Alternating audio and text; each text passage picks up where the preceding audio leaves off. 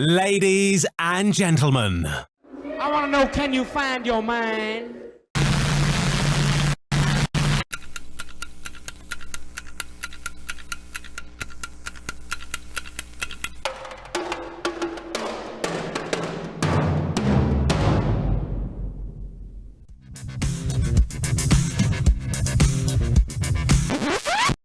Welcome to Love Your Brain. Hello, beautiful people, and welcome to Love Your Brain podcast number 1. Hello, Dave. Hey, Eric, what's going on? Life's going on, man. You're talking like you're stepping over things. Hello, people. So this is our first podcast. Yep. We're a little nervous. Let's get that out of the way. We say that. 'cause Shake it off, man. We haven't done this yet. And we also got to watch this groovy new video entrance that we didn't, the intro that we didn't see before. Yep. So, by the way, my name's Dave, And my name is Eric. and this is Love Your Brain. And it's a podcast It's a podcast. of indeterminate boundaries. Ooh, that's Yeah. a good one-liner, man. That's a good one-liner. I like to, yeah. So, Yeah, I would say that this podcast is going to open up a lot of possibility for different conversation, for different guests that we're going to have, topics that just come to fruition through the natural way that Dave and I communicate, which Dave and I have been communicating for how many years now? it's close to like 15 now? I would say like 13. Okay. Yep. 13 years. You And want to meet in the middle at 14, just in case? I mean, let's just say 14 then. All right, A compromise 14 with and a quarter. you. Yeah, so I've known Dave for many years, and I'll tell you, he's been a friend, he's been a mentor, he's been an inspiration, and I would say the past few months we've been talking on the phone. And after these phone conversations that are about life in general, spirituality, the human condition, it's like after those phone calls, either I've remarked or you've said like, why is this not being captured? And so how did it go? Did I say, hey, let's do a podcast, or was that you? I believe that was your idea. It was my idea. Oh, great. Yeah, because see, if it had come out of my mouth, I would have assumed I would have had to do all the editing and everything, and Yeah. you came up with a much better plan. Yeah. And one of the things, see, now you're talking about us getting this stuff down on tape. And while I was hunting for stuff to put together for some of the things for this, I came across the stuff that we recorded up in Old Orchard Beach. Whoa. Right? So that was the first time we attempted to do this. And there was a lot more people, too. Yeah, there was involved like in it. 5 or 6 of us. Yeah, it depended. I mean, sometimes it'd be 3, sometimes it'd be 6. Yeah. And it went on like that for the whole weekend.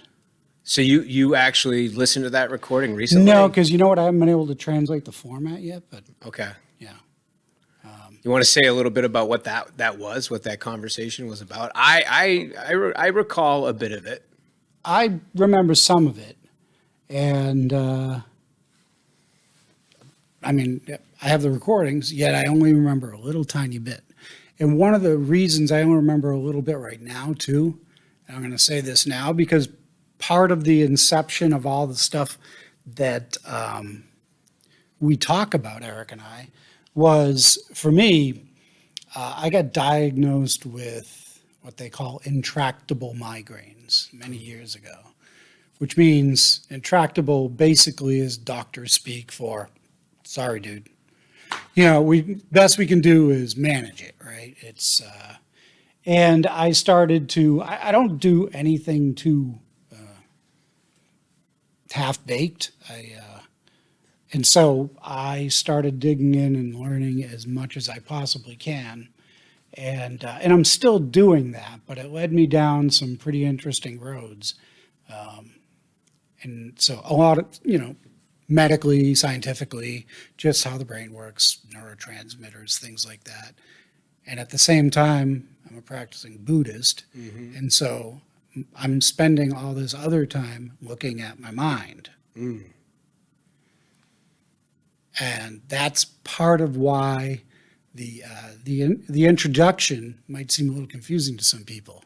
By the way, I would like to say that introduction that you heard was created and produced by Dave.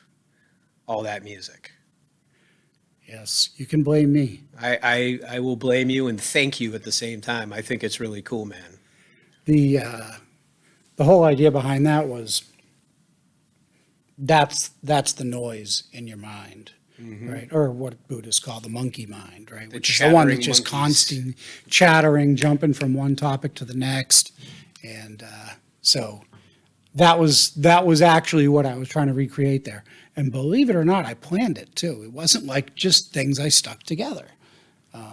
So depending on who you are and how you listen to it, it may sound like that. Very cool, man. Yeah, well, not everybody likes my musical tastes. I think it's very appropriate for this podcast, and thank you for doing that. So, what is the difference between the brain and the mind, would you say? I have my thoughts, but I'm really curious. Well, it'd be funny even if we were sitting here with a room full of grade school children, if you had asked them if their mind is the same thing as their brain. And I know when we were here talking about the podcast, our first visit here, we just offhandedly said, because the mind's not the same thing as the brain. And one of the folks who was there, I saw him pause for a second and go, yeah, kind of like nod his head, because you stop and you think about it, and the brain is the organ Right. that's in your skull. Right. That's your brain. There's part of it runs down the middle of your spine, and I was going to say it runs down your spinal cord, but it is your spinal cord. Right. So Yeah. and that is nowhere near defines all the stuff that's bouncing around in my brain, maybe your brain, other people's brains. That's static. That jumping from topic to topic to the point where you're spending time really in your almost your own little world, worrying about tomorrow, thinking about the stuff that happened yesterday, memories. But then, you've got smells and you've got touches, and those things react with the brain. But the smell evokes the memory, and that comes into the mind. So the whole thing is this wonderful little dance, but they're not the same thing. No, they definitely are. It's the brain is like the physiological aspect of what houses where the mind comes from. Where does the mind come from? That's a great question. that's And probably a big one for the first episode. well, let's talk about it, man. I mean, There's no way I'm ready for that yet. no. Because we started to talk about when we first met, All right. and that's about as far as you got on that. Okay. Well, then. So this is probably a good time to point out that if you haven't noticed, there is no script. No. No we script. we are up on the flying trapeze here with no net. So we're playing without a net. We are jamming out. We are allowing for the unfolding, which I think a lot of the time, at least in our conversations over the phone and in person, is where the magic happens. So it's like reverse origami. The unfolding happens. It's reverse origami. This thing's going to be loaded with dad You're going to jokes. get all kinds of brilliant, witty dad joke humor from Dave. There's nothing brilliant about a dad joke. There's nothing. But that's a dad joke is a dad joke, and to create a dad joke makes What's the difference between a dad joke and a regular joke? a dad joke has very dry humor and wit. No. With a dad joke, the punchline is apparent. Badooch. So I'm a drummer, and you might hear a lot of badooch, because that's just what happens when I'm around this man. So we met about 15 years ago, and it's funny that one of the first things I think that I was hanging out with Eric, and I realized he reminded me of my brother somewhat. And I told him that too. His younger brother of mine, who's no longer here. As a lot of people who hopefully will hear this, one of the reasons he's not around is because he overdosed on heroin. You know, he was on the early side of the epidemic, and so there's a lot there in the mind part even as well, and there's a lot there in the brain part too, as we talk about drug use, drug addiction, grief. Those are all things that, and some of them are in the brain and some of them are in the mind. You know, and so Eric reminded me of my brother, and it was somewhere in there that we realized that we both played some sort of drum. Right. And, I'm more on the percussion end of things, and Eric is a good solid kit drummer. So Yeah. Thanks, Dave. So we started spending some time together, and we realized we had some interesting, a lot of interesting spiritual-based conversations too. Yeah. And we come at things very differently on that. Actually, we come at things very differently on a lot of A things. lot of things. I think that And- there's some common ground, dude. Oh, plenty of common ground, and there's really never any conflict over it. Why is there no conflict? Well, I personally hold all my beliefs in an open hand. Ooh, you taught me that. Right? I hold my beliefs out in an open hand. I'm willing to have them challenged. I'm willing to be educated. You know, I think that the moment I stop learning is the moment that I stop living.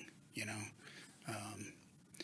and that's coming from a guy who half the time is laid out with a migraine and can't do much more than flick the channel or something or whatever, bury my head. And I think I just hit the microphone, so sorry about Okay. that. Your I got this thing, percussionist my is my coming hands flail around when Yeah. I talk, Yeah. which is why this is only audio. One day, man, we're gonna show ourselves. So we met there and soon became pretty close. But we had some really interesting, we had some very interesting conversations, some very interesting hangouts, and somewhere in there is where we went up to Old Orchard Beach, Yeah. and that changed a lot of stuff. Wow, I'm so glad you brought that up. I haven't even thought about that in Ran many across years. it. I mean, I got all the notes, everything. Yeah. Yeah, and and that drum session that we did to this day, loved it. By the fire. Completely improv, turning on a dime, as if we had been doing it all the time. It was pretty good stuff. And then what we would do is we would sit down with friends and we would talk about universal truths. Right. Because there's a number of different ways to come about spirituality, and many of them intersect with religions, and some of them do not. But if you draw it out on a big enough meshed sphere, there are many intersecting points inside the body of it. Yeah, basically see that? there are many paths to the top of the mountain, and truth is truth, and you know, that's what I'm interested in when it comes to spirituality, when it comes to looking at the human condition and how some people seem to live happy, joyous, and free lives. I'm interested in what that common vein is that has them being that way. And, you know, there's a lot of commonality between Buddhism and Christianity, and even Islam and Native American practices. So I've always been pulled to certain aspects of those different spiritual beliefs, but never really pulled in fully in any one. But you said it earlier that you are a practicing Buddhist. Like what about Buddhism really has you actually giving yourself that title, I am a Buddhist? Well, when we that's a great question, man. Good. That's a really, really deep question. We're here to go deep, my friend. Yes, we are. This is day one. Still haven't figured out still haven't finished the story about how we met, but all right. So Tangents are okay because they're always going to come back. tangents are welcome, actually, Yes, that's right. because that's how you find out how all that other stuff intersects. There you go. Is the tangents, especially when you stop and go, I don't know, and you go and look something up. Why? One, you want to learn and grow. Two, you're curious. You know. Yep. And so for people who are in any form of recovery, there's usually some side of it where they suggest person get some sort of higher power. I grew up here in southern New Hampshire, down in Nashua, and I was brought up in church down there, and went through all the rituals when I was younger. But I can tell you they were rituals even when I was a kid. I never bought into any of it. But I was always really, really curious whenever I would run across somebody who had a different belief system than me or had given their lives over to a belief system like a nun or a priest or something. Yeah. And I would always love to engage them in conversation. So I'm curious, but Thomas, I got a copy of the Thomas Jefferson Bible. Okay. I don't know if you know what that is. I really don't know. I Okay. didn't know Thomas Jefferson had a Bible. Well, what he did was he basically called it like the life and teachings of Jesus Christ. Well, then Right. I'm interested. And what he did was he took 4 different Bibles. It was in English, Latin, Greek. Crap, I can't remember the other. One more thing that French. we didn't say in the beginning of this is Dave and I would like everyone to know that we are not experts. Yes, we are not experts. So so if anyone wants to call us out that's listening to this podcast, feel free. But we are doing our best with our working knowledge. Well, I bought this from the Smithsonian, who actually owns the original. Yeah. And they scanned it, high quality, and they rebound it and they sold it. But it's online, it's free, you can find it. And essentially, what he did was he took all the teachings and he took out all of, I suppose, what you could call the paranormal stuff. Okay.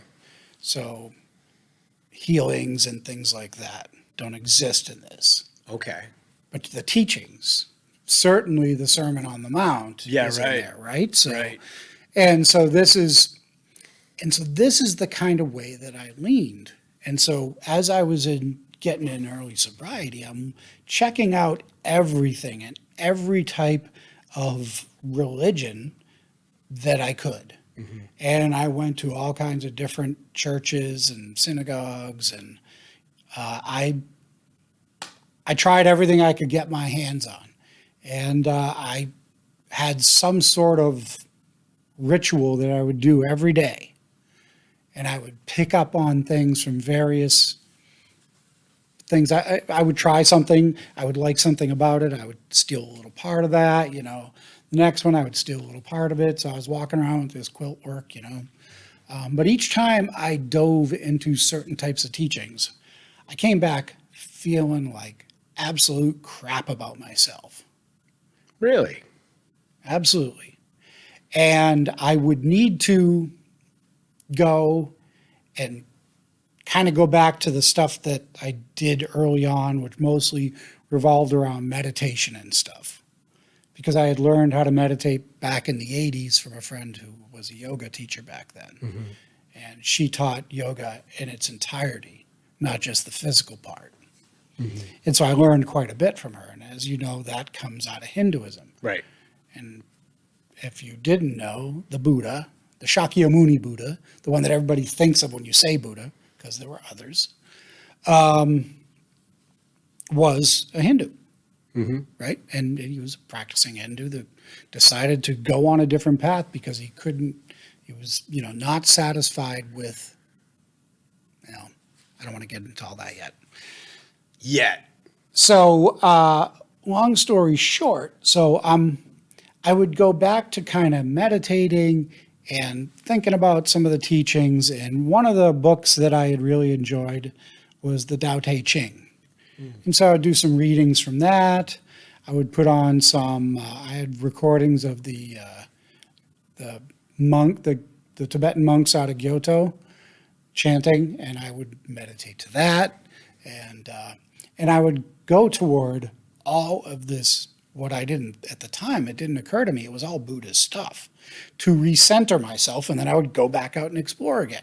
And after I had done this, I don't know, countless times, I just one day went, oh my God, smacked myself in the head. I was going back to what worked for me, what made me the most comfortable, and what helped me see me the best. And oh my God, I'm Buddhist. I've been doing it the whole time. There you go. And that was kind of how it happened. And it was and then I had somewhere along the lines also been listening to a Buddhist teacher. It's a nun named Venerable Robina Curtin, and she's out of she's Australian. She lives in India now.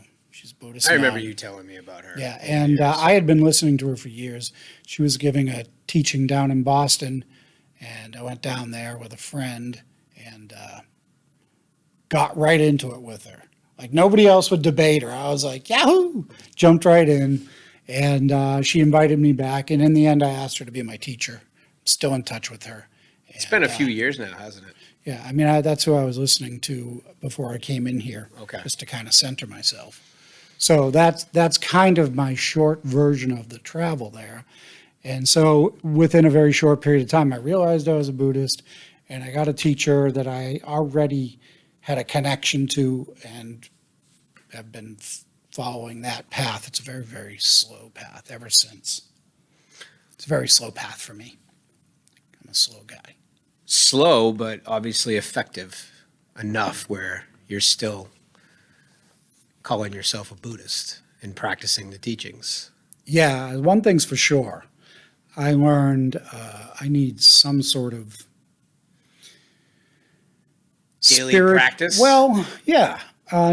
Because I suck at daily practice. Oh. I really do. I've never do never too. had a good. It's one of those things that I preach, but I'm not the best The only at thing it. consistent with my meditation practice is its inconsistency. Yeah, Yeah. that's consistent. That's my only consistency.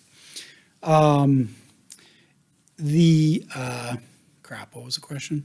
The question was, That'll happen a lot. too. yeah, that's okay, and hopefully both of us can come back to baseline. I think the question was, you've obviously, it's effective enough. You said you're slow to go with it, but it's effective enough where you still adhere to calling yourself a Buddhist. And then you went into, I need some sort of spiritual practice to ground me on a Yeah. daily basis. Because otherwise my brain will run away with itself. My mind. ooh, Huh? got to differentiate, Hmm? my friend. There we go. Yeah, no, but my mind will run away from with itself. If I don't have something to hold on to or to help exercise that muscle, right? Because you don't need your muscles till you need them. Yeah. Right? But you don't get them right away. You have to work to get them so that they're there when you need them. That's what meditation is Yes. for your mind. Yeah, Right? it reminds me of, Because the mind is all over the place, and it's this chattering that we hear the intro, that is that monkey mind. And one day I'd said to you, what'd you say to me, Dave? there's a lot of elephants in Africa. Yeah, you did say that. You did say There's a lot of them in India, Yeah. I think is what I originally had meant to say, and I probably screwed it up, but there's a lot of them. And as they're going through town, you see them holding this, they hold a branch or some sort of, there's actually a name for this thing that they hold on to with their trunk as they're going, because otherwise the trunk's all over the place, like grabbing something over here, ripping something down. because over that's there. that's the natural that's the natural thing about that That's the appendage of an nature of- elephant is it's gonna go and touch and feel and look. Yeah. And you're relating it And to so- the mind. Just like the mind, which wants to check everything out, Yeah. all at the same time. Yeah. You need something to hold on to, because otherwise it's Wow. sensory overload. I haven't heard this metaphor in a long time. Yeah. And it's actually landing with me stronger now than it probably did like 10 years ago. Yeah, and so that's why I use meditation, because it's that kind of grounding thing, for me. Yeah. And with that, there are prayers, but they're not the same kind of prayers, I mean, And- they're prayers, but they're not the same kind of I'm sorry, I prayers. should say they're prayers, but they're not prayers in the way that you would think. You're not praying to a deity. Or the Lord, or Yeah, you're not praying to a deity. Right. Yeah, so isn't it kind of like mantras too? mantras are slightly different. Okay. They're more of a repetitive thing. Those are great for walking around, because as you're walking, doing busy work and stuff like that, you're running that. But we'll get back to mantras. We're all over the place here. This is great. This is the first Yeah. episode. Well, mantras I always thought of it as a meditation on the go. Yeah. Meditation on the go. Yeah, it's like walking down the hall at work, whatever. Not good when you're driving your car. You're supposed to be paying attention. But other times, raking the yard, whatever, things like that, where you just be able to do mantra work, and it again harnesses the mind, And in Buddhism, we're trying to clear the mind. We're trying to get as much clarity as possible, because the rest mostly starts happening from the moment that we think, right? So there's right thought, right intention, right word, right action, right livelihood, etc. Right? All starts with a thought. So that's why Does it start with a thought or does it start with a feeling sometimes? it starts with a thought. Okay. It starts with a thought. Feelings, yes, they will start with feelings too. But I'm just saying that the path that I'm trying to describe Yep. of something that is a seed of a thought becoming an actual action or livelihood or something like that. And the whole it all, so that's the area of focus. And that's why it's such an important thing in that particular practice. Beautiful. Yeah. Well, it reminds me of that simple one-liner that, the mind is an excellent tool, but a horrible master, right? Or the mind is a good servant, but a horrible master. Is that? I don't know the serving particular. I know I've heard it, so I Yeah. don't remember the exact wording, but yeah. Yeah. And, And what do you mean by that? well, I mean, just like you're saying that, for me, one thing I realize is that, I can't solve all my problems with the same thing that's kind of creating the problems. And a lot of the time for me, what's creating the quote unquote problems in my life is the mind. It's the chattering monkeys. It's the tangential thinking that easily can go into fear-based storytelling and narratives that I create. What do you mean by storytelling? Storytelling, like allowing the mind to create a story about what's happening that might not even be true. We're going to get back to that one because I'm not sure any of them are. I'm not sure any of them are. Well, I mean, I do a lot of work with narratives, and But that's a whole other conversation. There's No, so no, there's, no, there's, no, yeah. no. Well, I just you want to said telling yourself stories, and so I'm trying to figure out how that's. yeah. So just to speak on my own spiritual practice, what I've found that really brings that quiets down the chattering monkeys is faith in a higher power. And meditation is a part of it, but really there's this overarching faith that there is something greater than me that will bring me peace when I can't bring peace to myself. And I think that's where you and I sometimes differ, right? Like in our Oh yeah, I believe that. I believe everything up to the point. I agree with you on everything up to the point as to where the peace comes from. right. That's about it. Right. And so like and I completely understand that. Yet I also agree that peace does come. Peace does come. And so the more that I've leaned into that higher power that I choose to call God, I have evidence. You know, you're wearing a shirt. What does it say? Dave's wearing this cool shirt. It's funny. It says science. It's like magic, but real. Well, I appreciate that. And science is really based in the scientific method where, you know, you need evidence to support a hypothesis and all that jazz. Well, for me in my spiritual practice, even though it seems not grounded in a science-based way, I have nothing but plenty of evidence to support that when I lean into a higher power than when I lean into a power greater than myself, it brings me ease and comfort. And I'm not even sure how that works. I'm going to add something there. Cool. So, the first time that I prayed in a what do we want to call those situations? Butt on the fire. The oh crap situations. Butt on fire. Yeah, that kind of. God, please help me now. I'll never do this again. I promise I'll be a good boy from this point forward. I don't think it was quite that, but it was definitely Well, I've had a situation. But I prayed, and I remember feeling relief afterwards. Now, over time, I have convinced many people who do not believe in God to pray. That's funny. Now, I would hesitate to call myself probably an atheistic Buddhist, almost, except for I'm a Buddhist.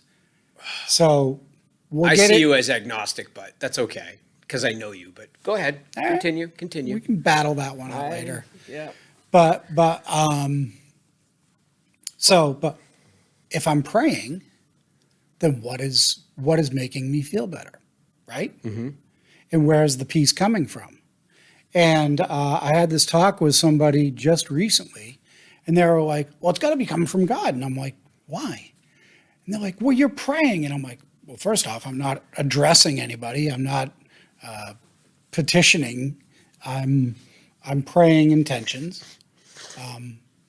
But even if I was, how does that prove that's God?" And he's like, "Even you're praying to him." I'm like, "I'm praying." Right. Is it possible that the act of praying could be the thing that brings peace? Right.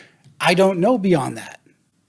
There's a lot of times, there's a lot of times I hope in this podcast you will hear me say, I don't know, right? Because once we come up against something like that, it goes and it leaves everything and it goes into the world of belief, right? And belief, everybody has different beliefs. Even those who think they have very closely aligned beliefs will at some point find something they don't believe the same, right?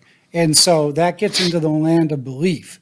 But we do know that the people prayed, and we do know that they felt better. They felt better, right? Yeah. Okay, let's do it again. Prayed, felt better. All right.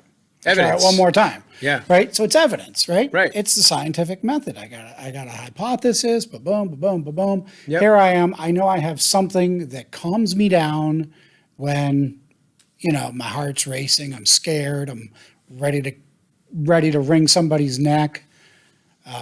So yeah. And the question at hand is like, how does it work? And I think this is where, for me, it's faith. Yeah. It's just pure faith that I am not going to go down that road of trying to figure it out through analyzing, analysis paralysis, because once I go down that mind route of trying to prove why it's happening or figure out why it's happening, I'm stepping away from allowing it to happen. See that. For me, that part's none of my business, Okay. right? No. I'm saying, like, I pray, I feel better. And you just Why? don't even go there. There's no way I'm going to be able to actually prove why. Is that not faith?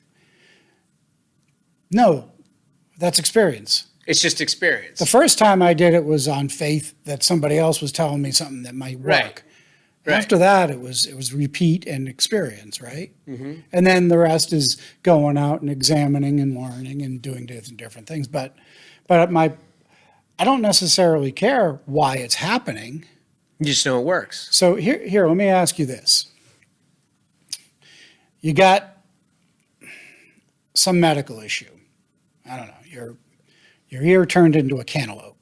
Okay. That is quite Right. So your ear's a cantaloupe. Quite an And example. I'm not talking cauliflower here. I'm talking a cantaloupe. yeah. And it's ripe too, so it smells. And Where are you going, man? This is great. My ear turned into a cantaloupe. your ear is now a cantaloupe. All right, okay? I'm following. Let's Doctor go. comes to you and says, "Hey, look, this is experimental pill. You take one of these, and your ear won't be a cantaloupe again." And hasn't harmed anybody. You say, "Okay, I'll give it a try." And you take the pill, and it goes back to an ear. It's no longer a cantaloupe. You ask the doctor how it worked, and he says, "I have no idea." Now, what's more important to you? Whether you know how it worked or whether or not you have a giant fruit on the side of your head. Right. So that's where I get to. And I say the important part, for me, it's always been like, there is a direction and I need to align myself with it. When I align myself with it, many of the problems fall away. Mm-hmm. When I follow my own thoughts and the chattering in my head and don't necessarily follow a straighter path, I shouldn't say straighter, but a more defined path, wow,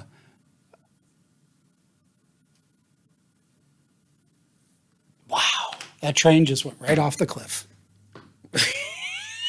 That's the migraine right there. Oh yeah. Yeah. I don't mean to laugh, dude. I don't remember what the end of that sentence was. You had so much momentum too. I did, You were too. I chicka, tripped. chicka, chicka, chicka, chicka. I tripped. Yeah. Well, I just think it's interesting that where you just choose to not delve into, I choose to place the term faith. And the more faith that I have, the more reassurance, the more knowing I have moving forward that when I pray or when I lean into, that power greater than myself, that it is going to work.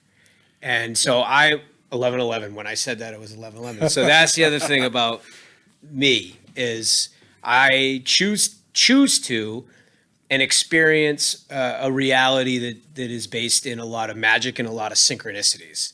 And Dave has witnessed me share so many of these throughout the years. But yeah. Yeah, thanks to you, I can't look at 11:11 normally anymore. I've ruined that for a lot of people. Maybe ruin's not the right word, but yeah. So Hell of a greeting card. yeah. So faith has brought me into this magic place, man, where I don't need to figure it out. I just know based on evidence, and I know deep down in my heart, which I'm sure that topic will come up at some point in this podcast, heart space. I like to talk about heart space because I think it has a lot to do with the mind versus the brain. And I think there's a place in that conversation for the heart as well. And But plus, it would probably be a band name at some point.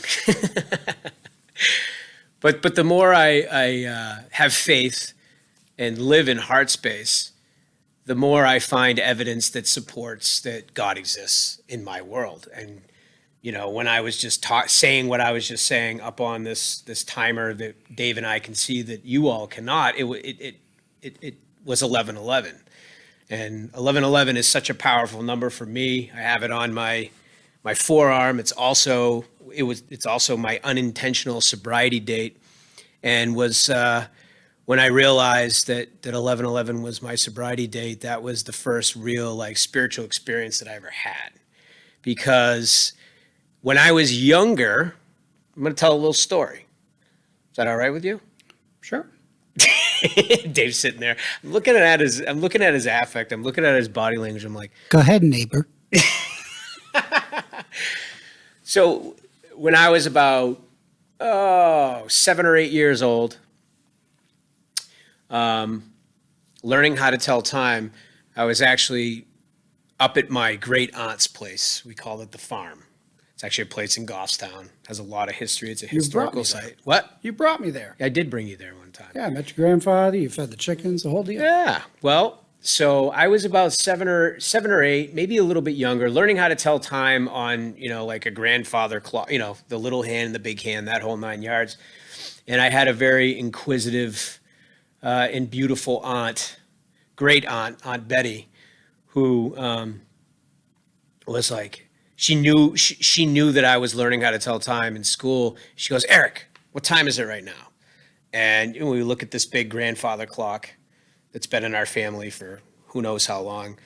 And with a little bit of help from her, we determined that it was 11:11. And she goes, you know what you're supposed to do when you see 11:11? And I was like, no, I don't know. She goes, you need to make a wish. And I'm sure a lot of listeners right now are like, yeah, they know this, right? Some people don't. But I had never heard of it till I met you. yeah, well, it seems to be a commonly known thing. I don't know what the history or root of it is, but to get back to my story and try to finish before our time is up, she told me, she said, I want you to make a wish, but I want you to think really hard about it before you make that wish, because you're going to be seeing this the rest of your life. And so she had me go in the back parlor. It's an old place when there's a parlor, right? But she had me go in the back parlor, and I just remember being back there and going, what do I wish for? Go to Disney World, more wishes, the kid stuff. Get a pony, get a pony. The kid stuff. And then, it came to me, and I decided that I was going to wish for happiness. And I came back out of the parlor, and my Aunt Betty said, so what did you wish for? It's okay if you tell me. And I said, I wish for happiness. She said, perfect. You'll be seeing that for the rest of your life, and I want you to remember this. Well, come to find out years later, my Aunt Betty was considered by some people in the family to be an intuitive, to be, I don't really know about the term psychic or medium, but those terms have been associated with her at times. So moving forward into high school, when I started to, when I found substances that altered my mind and seemed to be like the missing link for my personality, seemed to be the thing that brought me ease and comfort, I started seeing 11:11 a lot. I was, smoking pot, eating mushrooms, psychedelic mushrooms, drinking, and every single time I would see 11:11, not just on the clock too, I would see it on homework, paper, license plates, all over the place. I would always, no matter if I was a little bit inebriated or not, I would always wish for happiness. So that happened for many, many years, and a lot of my very close friends actually knew about my 11:11 connection, and I would point it out to them. I never once told anybody, though, what I was wishing for every time I saw it. You fast forward to 2010. I hit rock bottom. Was given the gift of an intervention. Went down to Florida to rehab, and there was about 2 or 3 of us in Medline. You know, Medline at rehab's a really important place to be. Yeah. And we're having this conversation of, you know, well, when's our sobriety date? You know, like, is it the first day you don't use? But what if you still have it in your system? And you know, we're just like overcomplicating a pretty simple thing. And one of the techs that was working overheard our conversation. He goes, "Hey guys, if you want to know what your sobriety date is, just go to your door, go back to your room, and look at the date that you came in on, you know, and that's your sobriety date." So I was like, "Oh, cool, I'll figure this out," because the first 3 days I was down there were really foggy. I was not really cohesive or coherent. You wouldn't have been able to tell the big hand from the little hand. No, I definitely would not have been able to. So, you know, I go back to my room, and I look on the door, and I came in on 11/11, and it all just came together. It hit me like a beautiful ton of bricks, and I went down on my knees, and that was the first time that I opened myself to the possibility of God, because of that amazing synchronicity. And I'll tell you, man, you know, having that be my sobriety date, I think got me through some really tough times in the beginning too, because I really held on to that. But, and then there's more to it, and I'm not going to get into it. There's more synchronicities that have to do with 11/11, even in rehab, but we only have a few minutes left, but I wanted to share that, and I can tell that you have something to say. Well, I want to ask you something again, because we are going to have to wrap up, I think. But what was the original wish again? Happiness.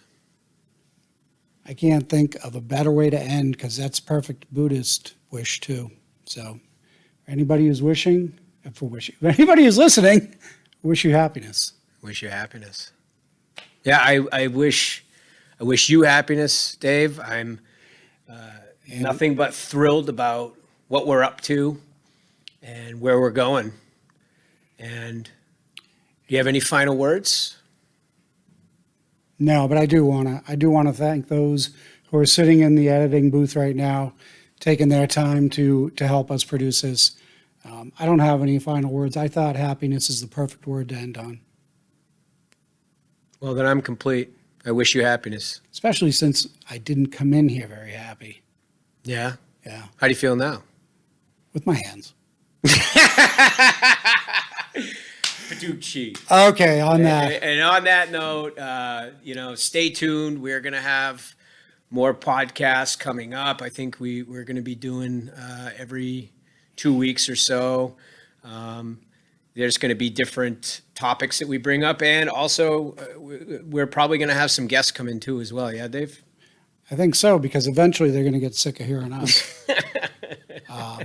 But no, it's been an interesting journey, and like we said, we're doing this without a net. So even the part about recovery, I didn't expect to come up, you know, and whether or not we would talk about that or not. You were halfway through talking about it before you asked me, right? So yeah, well, this is totally going to be without a net, and it's going to be pretty open and honest, as much as legally possible. So, on that note, thank you all for listening, and we'll see you next time on Love Your Brain. Peace. Peace. Ladies and gentlemen. I want to know, can you find your mind?